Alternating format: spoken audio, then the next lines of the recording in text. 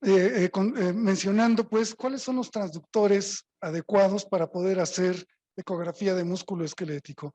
Siempre tienen que ser transductores lineales y de alta frecuencia, con la finalidad de tener una buena resolución y poder diagnosticar algunas lesiones focales.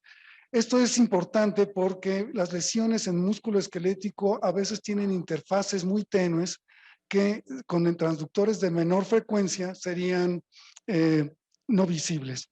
Además también de transductores especiales como el que ven a su izquierda, el palo de golf, pues que se utiliza para tendones, ligamentos, por ejemplo, de la mano y los dedos que son muy pequeñitos. Por ejemplo, aquí tenemos un ejemplo del transductor de 18 MHz, que es de alta frecuencia y da muy buena resolución. Esto no excluye en algunas circunstancias que tengamos que utilizar incluso transductores convexos de muy baja frecuencia, de 3.5 o 5 MHz, dependiendo pues de casos especiales. Y en nuestra especialidad, sobre todo los muchachos que están en adiestramiento, como ven y leen que se tienen que hacer con un transductor lineal, por ejemplo, nunca cambian al convexo y pues se pueden escapar colecciones muy profundas o, por ejemplo, trombosis que no se alcanzan a ver por la poca profundidad de estos transductores. Obviamente también el equipo que tenemos que tener, pues entre más tecnología tenga, pues va a ser mejor. Sin embargo, esto no quiere decir que existen equipos, digamos, de mejor gama, de menor gama, que sean lo suficientemente útiles como para hacer diagnóstico de patología en el músculo esquelético y hombro. Siempre que hablamos en ultrasonido, y a todos los partos que voy del ultrasonido, siempre algo hay mejor que el ultrasonido. Siempre es mejor la TAC, siempre es mejor la resonancia, siempre es mejor cualquier otra alternativa de imagenología. Sin embargo, aún así, el ultrasonido tiene su papel fundamental en toda la medicina y también tiene algunas ventajas. La primera de ellas, ya bien conocida por todos, es que no utilizan la radiación. Es decir, podemos hacer diagnósticos sin exponer al paciente a radiación. Y aquí puse un ejemplo no de músculo, pero es un riñón, un hígado trasplantado, donde gracias al ultrasonido se logró demostrar, aquí se ve la estenosis, esta estenosis se demostró por ultrasonido y después obviamente la tomografía lo demostró, digamos, en un plano más, resolución distinta, pero el ultrasonido dio el primer paso para que ese paciente en pocas horas estuviera en la sala de hemodinamia y se le pusiera un stent. Es decir, no es lo mejor el ultrasonido, pero gracias al ultrasonido este paciente en 3 horas tenía un stent en esa arteria de su hígado trasplantado. Esa es, digamos, la manera como la que creo que tenemos que tener el enfoque del ultrasonido y no nada más decir que siempre hay algo mejor que el ultrasonido. Otras ventajas de la ecografía es que ya puedes fusionarlo con otras imágenes. Por ejemplo, aquí vemos de su lado derecho una tomografía que se fusionó mediante detectores GPS al ultrasonido y estamos viendo todo esto en tiempo real y sirve mucho para cuestiones invasivas y además ecorrealzador. Esto que están viendo allí es un medio de contraste por ecografía que es muy útil en muchas circunstancias y que también, ¿por qué no?, pudiera ser útil en algunas patologías, pues, dedicadas al músculo esquelético. Y por supuesto, el Doppler, que pues nos ayuda de una manera fundamental porque nos demuestra el flujo de las lesiones. Por ejemplo, hace ratito acabamos de ver una masa de tejidos blandos que pues vaya, no sabemos si era un ganglión o no, pusimos Doppler, se prendió y con eso ya empiezas a hacer diagnósticos diferenciales. Y aquí en la imagen que tienen a la derecha, pues es una masa pulsátil que tiene este patrón en yin-yang de un pseudoneurismo. Y la otra cosa que, aunque todavía no entendemos bien, y no digo aquí en el hospital, sino en general, todavía no entendemos bien la elastografía. Sin embargo, creo que es algo que no debemos dejar de lado porque, desde mi punto de vista, va a ser el tercer pilar, tarde o temprano la elastografía, va a ser el tercer pilar de la ecografía, junto con el modo B, que es la escala de grises, el Doppler color y después la elastografía va a ser el tercer pilar. Aún no tenemos el conocimiento ni sabemos en realidad qué utilidades pueden tener en diferentes cosas, pero no debemos olvidar que esta tecnología tarde o temprano nos va a dar una visión diferente de las patologías y también el músculo esquelético. Y la elastografía no es otra cosa que el principio que se da porque los tejidos tienen la capacidad de deformarse cuando se les aplica una fuerza y después de quitar esta fuerza regresan a su forma original. Las lesiones, digamos, los tejidos enfermos tienden a ser más duros que los tejidos sanos. Existen dos grandes grupos de elastografía. La elastografía compresiva, que es o cualitativa, en la que no tenemos posibilidad de medir nada más que tenemos un mapa de color, porque no conocemos la fuerza, y la elastografía por ondas de corte, en la que podemos tener mediciones en kilopascales o metros por segundo, como veremos aquí. Y pues aquí tenemos cómo es que la elastografía por compresión, que se utiliza mucho en músculo esquelético, con la mano deformamos con el transductor y deformamos el tejido que queremos explorar. Y aquí tenemos un ejemplo en el video, donde el movimiento es porque precisamente el ejecutor mueve con su mano y puede ver un mapa de color y distinguir cuáles son las lesiones o cuáles son las áreas más duras o menos duras y que puede ser una zona de patología. Por ejemplo, en músculo esquelético, a veces cuando tenemos un desgarre grado 1, que es, digamos, no lo puedes percibir con claridad, nada más ves una zona de ecogenicidad diferente y con la elastografía se focaliza muy bien pues, en el mapa de color, que es una zona de diferente rigidez y ayuda a hacer el diagnóstico final, por ejemplo. Y aquí tenemos un caso también de un tendón supraespinoso con elastografía compresiva, donde se ve una zona de menor ecogenicidad cerca de la inserción del tendón supraespinoso con la tuberosidad y que pues es un desgarre que se demuestra además en elastografía porque hay una zona aquí de color verde en el mapa de menor rigidez. Es una manera de confirmar diagnósticos. O sea, lo vemos en la escala de grises, pero podemos, digamos, asegurar o confirmar que lo que estamos viendo es real y, por ejemplo, estar seguros que no es efecto de anisotropía, porque la rigidez de ese segmento es menor que el resto del tendón y nos ayuda a confirmar el desgarre parcial. Existe también la elastografía semicuantitativa, que lo que hace aquí es mide un tejido sano y le da un valor de 1 y después pones el ROI en el tejido enfermo que quieres medir y se ve una relación. Cuántas veces más duro o cuántas veces menos duro es la lesión que quieres medir en relación a los tejidos sanos. Y la elastografía por ondas de corte, que es, digamos, el método más reciente y el que además de todo también nos permite hacer mediciones en kilopascales o metros por segundo. Y no es otra cosa que la fuerza que lleva el ultrasonido, la fuerza mecánica de la ecografía, deforma los tejidos y produce ondas transversales.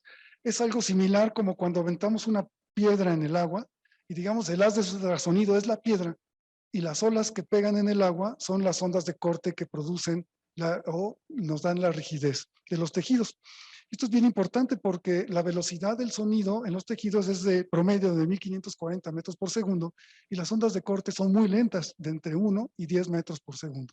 Y eso es lo que nos permite, pues, ver la rigidez de los tejidos. Y aquí tenemos el ejemplo de cómo estamos midiendo la rigidez del tejido, que además tiene un mapa de color. Y cómo estas ondas de corte a través, por ejemplo, la mancha roja que ven del lado izquierdo, es la zona más dura de un experimento que aquí, y cómo se deforman las ondas de corte, que es lo que nos hace distinguir y que muestra las diferencias de los tejidos. El músculo esquelético hay un efecto bien interesante y que también conforme vayan utilizando la elastografía hay que conocer el efecto de anisotrópico del músculo que ese es el músculo, aunque se da en otros cristales, sobre todo se utiliza mucho en minería. Y si ustedes ven la fotografía del lado izquierdo, el mapa de color tiende más al amarillo y al rojo porque las fibras están en el eje largo.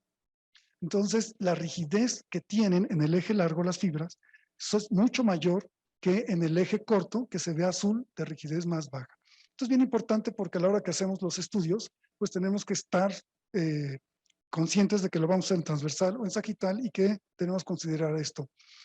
Por ejemplo, ahorita ya tenemos un año más o menos con un protocolo de elastografía y músculo en COVID, que como hay sarcopenia, entonces estamos midiendo el cuádriceps y los estamos siguiendo para ver si hay alguna alteración de la rigidez por la sarcopenia que muestran los pacientes con COVID.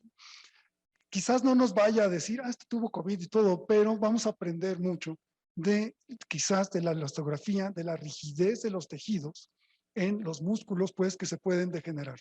Entonces, es un paso que todavía falta mucho porque empezamos hace un año y los vamos a seguir, creo que otros 2 más o algo así.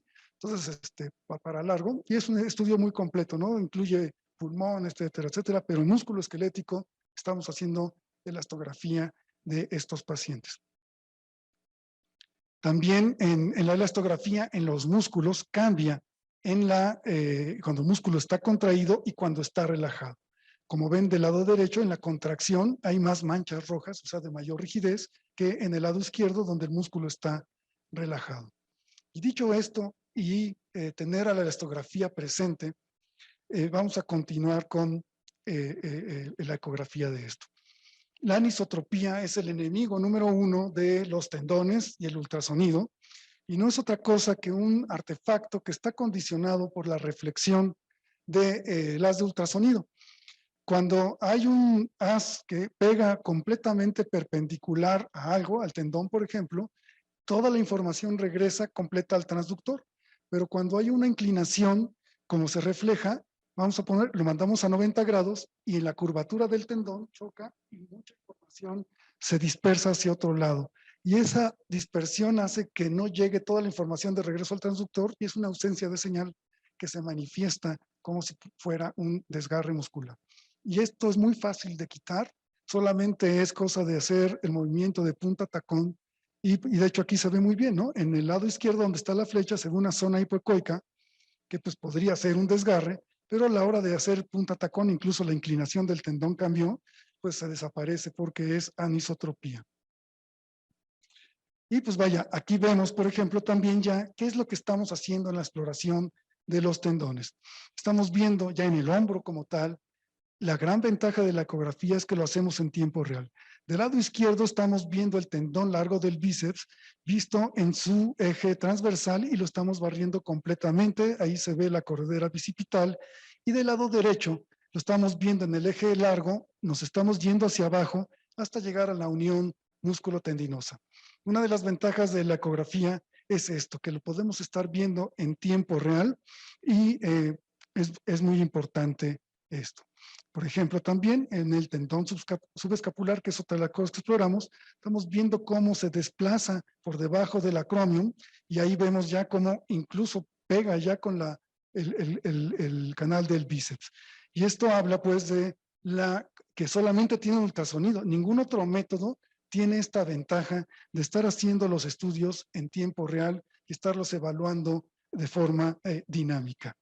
O aquí, por ejemplo, el tendón supraespinoso, que ustedes los ven en los estudios ya de una manera estática, pero lo que están viendo aquí, que es en la manera dinámica, es lo que hacemos diario, pues, ya allí en la sala de ecografía, ¿no? Y aquí se desplaza adecuadamente por debajo de la otra es de la apófisis coracoides, esta del acromion. En cuanto a la terminología, pues hay controversias, ¿no? Sin embargo, pues en ese aspecto yo no soy tan ortodoxo y pues me adapto, digamos, a el medio donde me desenvuelvo y aplico pues digamos lo que como en cada hospital o cada región se utiliza, ¿no? Y solamente es un resumen pues de alguna terminología como la tendinitis, que hoy día lo marcan como si fuera un desgarro, pero en otras categorías, pues, o en otra forma de clasificarlo, pues la tendinitis solamente era un proceso inflamatorio y con toda la controversia que tienen los patólogos que se encuentran o no células de tipo inflamatorio y la tenosinovitis de los tendones que tienen vaina sinovial. Y pues aquí tenemos otra de las grandes ventajas de la ecografía en el hombro y en todo el músculo esquelético en general, que es que lo podemos hacer de forma bilateral, porque es muy sencillo pasar la mano de un lado a otro. Y pues aquí tenemos del lado del hombro, en el tendón supraespinoso izquierdo, una imagen hipoecoica de contornos bien delimitados que representa pues solución de continuidad de las fibras muy cerca de la inserción, y que pues si tuviéramos aquí alguna duda, podríamos hacer uso de la elastografía, y si no, también echar mano de hacer una ecografía comparativa del tendón supraespinoso, en este caso del lado derecho, y nos permite también demostrar con más facilidad este tipo de lesiones. O también cuando el tendón se ha roto completamente, donde pues vemos líquido en la bursa que no deberíamos encontrar, con retracción del tendón aquí y después una zona, digamos, un agujero allí. O en este otro caso, donde también es una ruptura completa del tendón supraespinoso, donde se invagina el músculo deltoideo y ocupa el espacio que tendría que tener el tendón como tal. O en este otro también comparativo, se ve muy bien el tendón derecho, y del lado izquierdo, pues el hueco con un pedacito aquí en la inserción del tendón. Entonces son las cosas que podemos ver con mucha claridad y ayudarles a ustedes a, pues vaya a identificar con más precisión la patología, y por supuesto que tomen las decisiones que si se opera, no se opera, etcétera, etcétera. Y pues también los procesos que, aunque no es un desgarre como tal, pero que se puede catalogar como una tendinosis, y eso también tenemos que estar muy prestos nosotros, como en este caso está grande, una calcificación, pues que está condicionando por algún evento traumático previo y que pudiera estar dando dolor en ese momento. También tenemos que evaluar la patología de la bursa, como la subacromio subdeltoidea, que se ve aquí, que tiene líquido mayor a lo habitual, y pues las tres causas principales es la infección, el traumatismo y las artropatías. Las artropatías, pues, aquí no vemos mucho, pero en hospitales donde se ve más reumatología, es algo que se ve con más seguido, ¿no? Y los tendones más pequeños, etcétera, etcétera. Y pues aquí tenemos cómo hacemos el estudio. Al lado izquierdo estamos barriendo el tendón largo del bíceps con una tenosinovitis, y que también esta tenosinovitis en las imágenes fijas pues se ve con mucha claridad, ¿no? Cuando el tendón tiene más líquido que el que debería tener, más de 2 milímetros, y la exploración dinámica, ¿no? Que esa es la, digamos, la virtud o lo que mejor tiene la ecografía, el que lo estás haciendo en tiempo real, y que también puedes demostrar pues cómo está este líquido mayor al normal en la vaina. Y también en el eje largo se puede ver igual. El ultrasonido de músculo esquelético también puede ver algunas lesiones de los huesos, por ejemplo. Este paciente, por ejemplo, aquí se ve una muesca que es reacción perióstica, un paciente que tenía dolor y finalmente pues se diagnosticó por la ecografía una fractura. A veces en el tórax óseo, por ejemplo, no se ve nada, le tomas la proyección oblicua, no ves nada, lo pasas al ultrasonido y logras encontrar fisuras o fracturas costales que no se ven. Regresas después de haberlo visto por ultrasonido y no la vuelves a ver, aún sabiendo que la tienes, no se ve en la radiografía de tórax óseo. Entonces, digamos, son las cosas que podemos echar mano de la ecografía en casos especiales y que son muy útiles, y que no debemos olvidar que podemos pedirlo, hacerlo, ¿no? Obviamente, la próxima vez que sospechen una fractura de costilla, no manden un ultrasonido, ¿no? Sino está bien un tórax óseo, y dependiendo de las circunstancias que se vayan dando durante la clínica y la exploración del paciente, podemos hacer un ultrasonido y quitar algunas dudas, pues, en estos casos. También la ecografía puede ser útil en el diagnóstico, por ejemplo, de aquí, una osteomielitis, donde se ve la reacción perióstica, el líquido alrededor, cómo se ve el que tienen a su lado izquierdo, la cortical íntegra, del lado derecho lobulada, engrosada, y después en el eje largo también fenosteada, con irregularidad en el contorno. Y además, con la aplicación de Doppler color, que era lo que habíamos comentado, se hace un incremento significativo de la vasculatura, que habla de un proceso inflamatorio, digamos, también de tejidos blandos adyacentes al sitio de la infección del hueso. Y esto es importante porque también si hubiera un absceso, etcétera, etcétera, lo podríamos demostrar e incluso guiar para que se drenara también. Entonces son las cosas, y en tiempo real, que es lo que hace la ecografía. Y pues por supuesto, aparte de los tendones, también en el hombro, alrededor puede haber músculos. Y sí pasa a veces, ¿no? Que el diagnóstico es por una cuestión del manguito rotador y a la hora de la exploración no ves nada allí y buscas y encuentras que a lo mejor hay algo cerca del manguito rotador, que no es el manguito rotador, como un músculo lesionado, y hay varios tipos, ¿no? Por aquí vemos un desgarre parcial, donde hay solución de continuidad de las fibras, y un desgarre completo, en donde ya hay retracción del músculo y un hematoma en esa localización. Y también la ecografía puede ser útil para ver la evolución de las lesiones.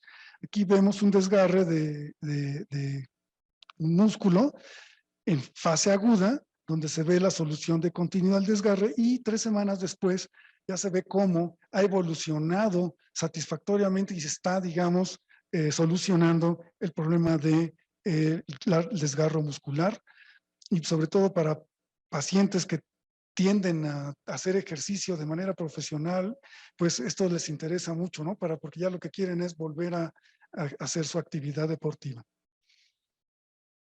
La ecografía también es útil porque puede haber el antecedente de alguna lesión muscular, y como en el caso de la izquierda vemos el músculo y se ve una imagen ecogénica que es fibrosis, y si hacemos la exploración contralateral vemos un músculo completamente normal en una fibrosis muscular, o aquí por ejemplo en una miositis calcificante que pues después de haber, entre comillas, pasado el tiempo razonable para que este músculo estuviera sano y dejara de doler, sigue doliendo, y pues encontramos la causa pues de el dolor como una miositis osificante. Y no solo eso, sino que también podemos ver cuerpos extraños en los músculos, y aquí pues vemos estas dos imágenes que producen reverberancia.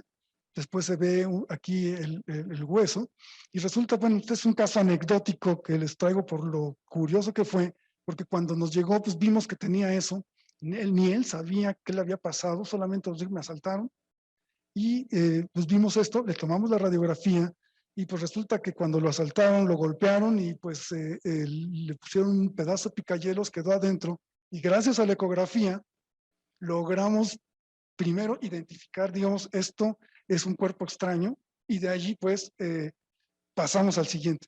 Volvemos a lo mismo, y así fue como empecé mi plática. Siempre hay un método mejor que el ultrasonido.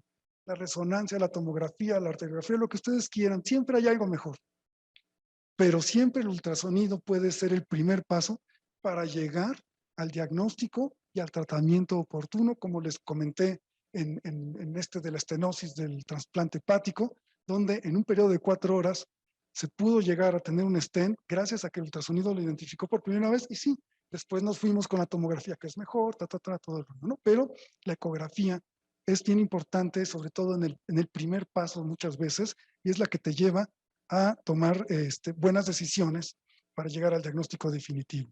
También los cuerpos extraños en pacientes traumatizados, como este que está aquí, una línea ecogénica que es vidrio de un accidente automovilístico, o en este otro que a la hora de hacer una canalización, pues se quedó el plástico pues del punzocat en el trayecto vascular, y pues ayudamos esa vez a hacer el marcaje para poder retirar esto.